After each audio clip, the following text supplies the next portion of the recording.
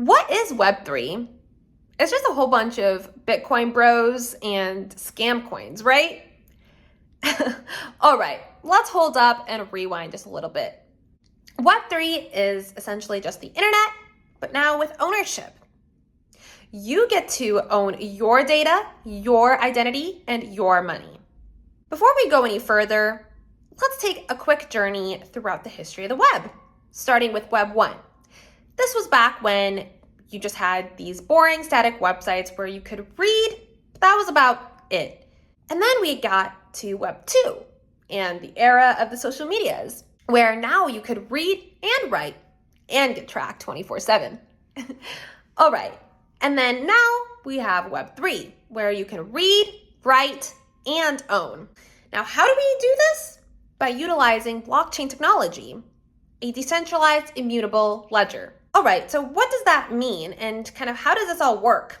There are three main components to blockchain and how it works: distributed ledgers, consensus mechanisms, and smart contracts. So distributed ledgers are a ledger system where you're able to track each transaction.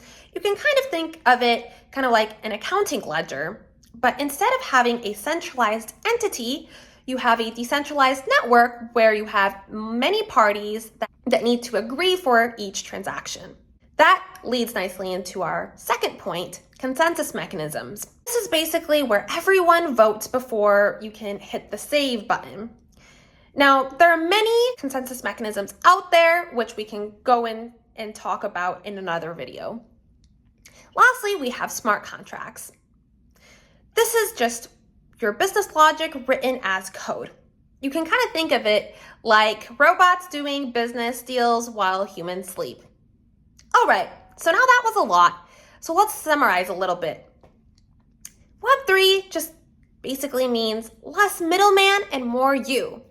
Unless you forget your wallet password, and I guess then no one.